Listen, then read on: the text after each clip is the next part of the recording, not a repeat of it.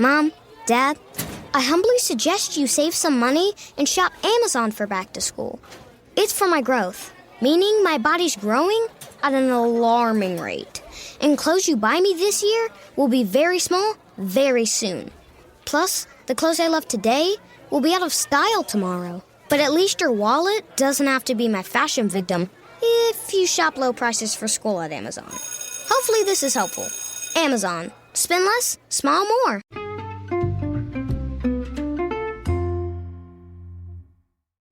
Hi, everybody, and welcome to the Dr. Psych Mom Show. Today, we're going to talk about how many people have the wrong comparison point when they are assessing how their life after divorce might change. And this cognitive distortion can really prevent you from seeing, clearly what your life may be like and making decisions that reflect that.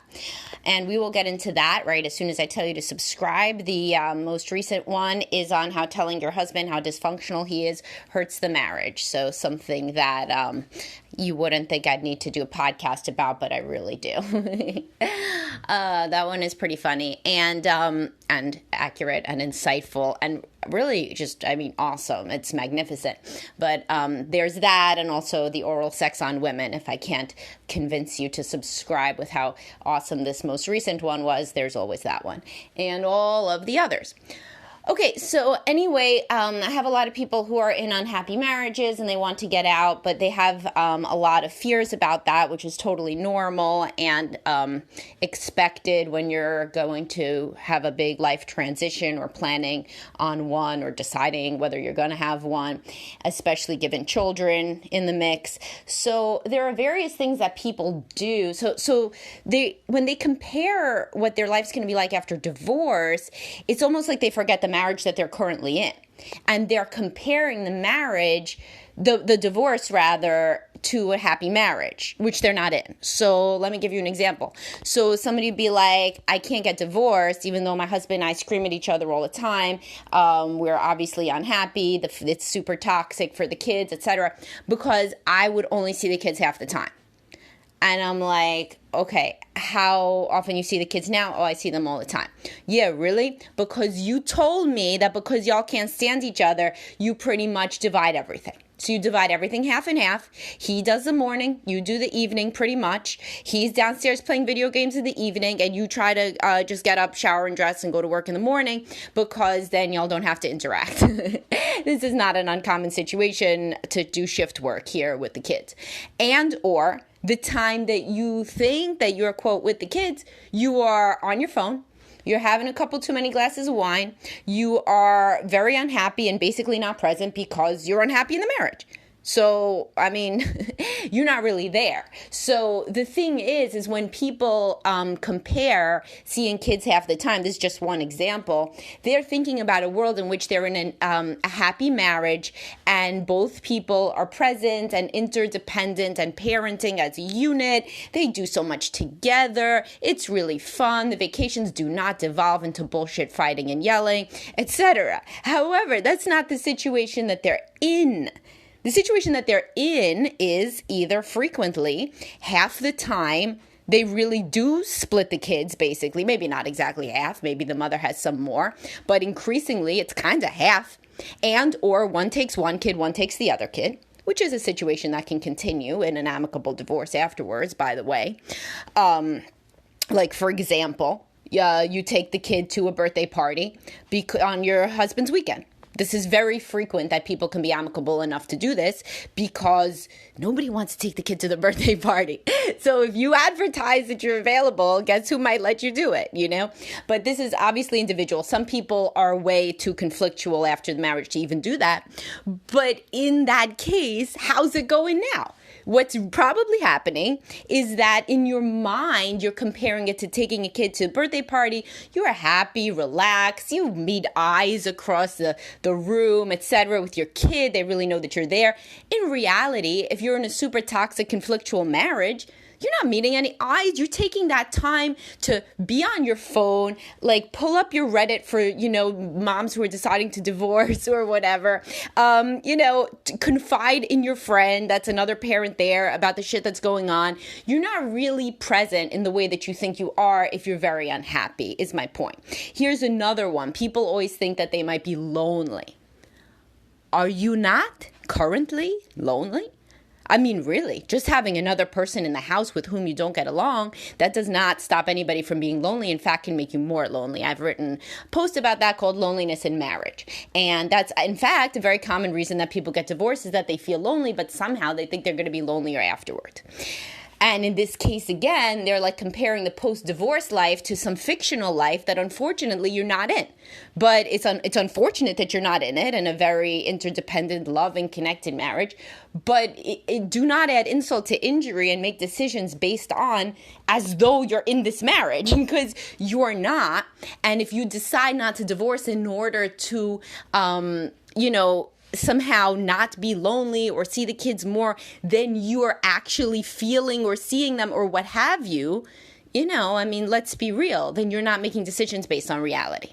Another one is frequently the money. And I'll tell you, things get divided, people survive. This is no longer a situation where people don't get child support or at least in the people that I see, nobody's being taken to jail for not paying child support. People pay child support readily, and many people get alimony. Men and women get alimony. Obviously more women still. I think that's going to go away. I think it's going to even out. I see many more women who are the primary breadwinner. Either way, the point is, it's very, very hard to get divorced. Super hard, sure. But at least do not do any crazy shit in your mind that is stopping you from seeing the true comparison point. I'll be real. There's a lot of people that parent a lot better when they see the kids half the time. This means nothing bad about you. I've said over and over and over that our society is real weird now. It used to be very interconnected, interdependent, with extended family around. People could give the kid to their mother, to their aunt, to their sister. Everybody's hanging out. It's not like that. Now, it's pretty isolated, and if you are one-on-one with your kids, that's kind of like your worst self usually. Sounds like it should go well, it goes to shit. So frequently, right? Because you're tapped out, you're stressed, and you get burned out from being alone with them all the time. And if you are in an unhappy marriage, then when you're with them, you're also facing the stressor of the conflict and all of this stuff that's always on your mind, so you can't even be fully present. So am I saying this as like a commercial for getting divorced? Certainly not. People should, I'm a couples counselor. I'm not a divorce attorney, right? I want people to stay together. If they want to stay together, I help them. But there are many people that come in, particularly with open conflict in front of the children. This stresses the kids the fuck out. And if the parents if their anxiety and their cognitive distortions are stopping them from seeing that the current status quo is not good for the children, and in fact, the kids might be better in a situation where there was not open and active hostility and conflict, then my job is to kind of clear that up with individual clients as well as with you guys, because I talk to you as though you're my clients. So what's another one? This is my favorite one because this is so easy to disprove you got to be in it to see, but when people say they wouldn't find another partner, yeah, really? You wouldn't find another partner? There's millions of people looking for relationships. This is like the number one human drive, is to pair bond. I see this all the time. I'll tell you, my job is so good for like understanding main effects of like what makes people tick. Everybody wants to find somebody. Yeah, sure, there's like maybe a few months after a divorce where people just want to fuck around, maybe have casual sex. Even then, if those men met the right woman, guess what? Guess who's pair bonded? Another prairie vole happens. They're the pair bonding mammal.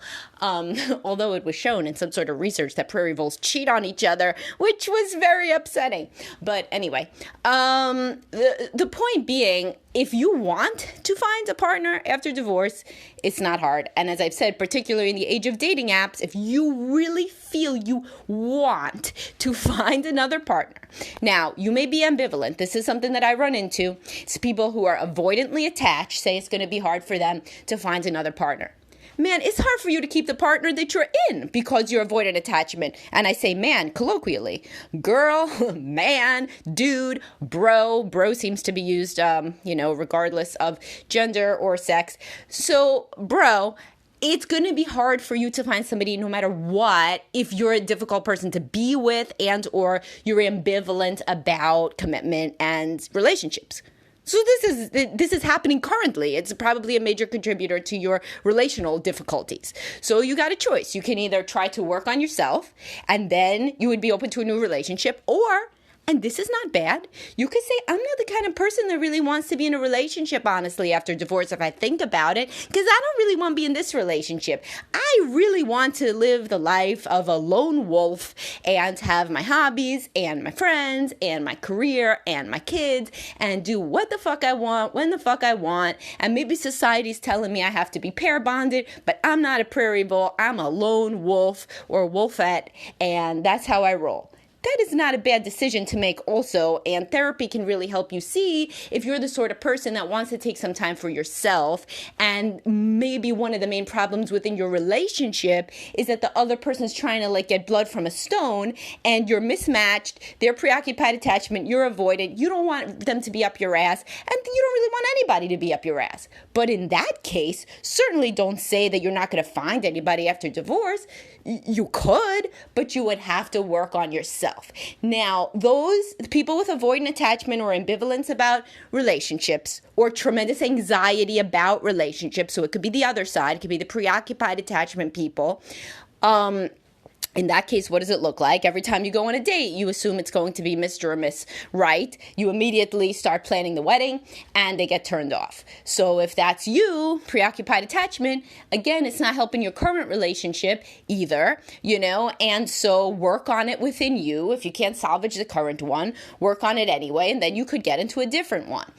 Yes, you may have to work on yourself in order to find people, but the people are out there. There's loads of people looking for partners. Is the number one thing that people do. It's the number one imperative evolutionarily is to mate. So people of all ages and, all types of people find somebody. Again, especially in the age of dating apps, not to be overly practical, but you have access to a fuckload of people. That is the mathematical term, a fuckload of people.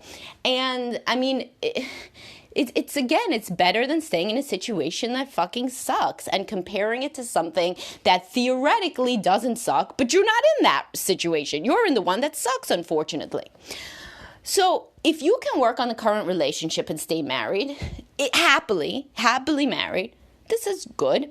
If you want to be somebody who can limit conflict to the point and that you do not fight anymore, and it is a major value of yours to be in an intact home, and you're not creating terrible conflict in front of the kids, and you want to live a separate life, kind of, and focus on your own stuff, and then when the kids are out of the house, you can think about divorce again. This is your value system. Decide. I can't decide that. You got a point if you're in that situation. They have shown that when there is not active conflict, then, yeah, it's worse for kids, for parents. Listen, the research shows it's worse for kids to be in a divorced home than an intact home, unless the two divorced homes are calmer and better than the other one. Unless there's two happy homes versus one unhappy home. And do kids notice if you're not supremely spiritually fulfilled? No, they don't. So don't convince yourself that. That's not true. However, does that mean you don't deserve to be happy? No. That also doesn't mean that. So if you are very unhappy, but it's a quiet unhappiness, you do deserve to be happy. You can work on this in therapy. I mean, don't tell yourself that your kids are going to thrive and be really like so happy that you're like finding your best self, because they're not. They're going to be blindsided by the divorce because it happened in the absence of open conflict. But they can, kids are resilient, and as long as there are two happy homes afterwards to go to, they can kind of they can heal and they can move forward in their lives. And who knows, maybe one day they will think that it was good that you divorced and are living your best life. But what the research does show, and what anecdotal evidence from loads and loads and loads of clients shows as well, corroborating the research, is that if there is open conflict that the children witness that is causing them daily stress, then it is better not to be together. And in that case, those are the people that I'm talking to, that it's definitive that when you remove active stress from a child's life, they do better. So and everybody, all of us who grew up in super conflictual homes know this, because other people that grew up like in the more unhappy, quiet homes where they never were sure if their parents got along or not or whatever, they don't believe this. But anybody in an open conflictual home does believe this, that frequently you say to the parents, divorce, and like people don't believe it, but like I have so many clients that I personally experienced this, where you say to parents, or to at least the one that you talk to or are close to, why don't you leave? It'll be so much better if you left. Come on, you're so unhappy, you're fighting all the time, this is terrible. And so there are kids who actively encourage the parents to leave one another, because even the fucking 5-year-old knows, that it's bad. And if you are in that situation, you really got only two options. You can massively fix the marriage, or you can leave. An option is not remaining in a situation. Unfortunately, it is an option too many people take. But I'm saying a healthy option is not remaining in an actively conflictual home because of fear of change and fear that it will somehow be worse, and then expecting that your child will thrive and be healthy anyway, despite seeing active daily conflict. They don't. Or active bi-weekly conflict, like whatever the hell, like active conflict. So anyhow, when you are thinking about your life after divorce, the reality is, if you move into a calmer, happier space, you can be present with your children. Maybe it's half the time, but is it not kind of like that now? In an unhappy marriage? Probably. I mean, take away even the times that you guys are arguing and the kids are doing whatever the fuck they're doing in the other room. You're trying to convince yourself they're fine when they're playing XYZ, extra video games, because you guys just have to make the last point with one another. If that's the situation, think about how much it's really going to change in terms of time spent, and what the quality of the time may be if you are not embroiled in active hostility and conflict, such that you cannot even concentrate on the children. And of course, I've also spoken to other issues that people have as a mistaken comparison point as well, including the loneliness, including the finances. Again, most people can make this work, especially in the age of division of assets. But I'm not your financial planner, but I am somebody who knows that, certain things are priceless, including your children's ability to function in the world, not seeing parents who hate one another. All right, hopefully this opened your eyes to certain things, or at least gave you a little bit of food for thought. That is my goal in all of these, is to give you some sort of alternate way of viewing your situation. And I'll talk to y'all soon. Bye-bye.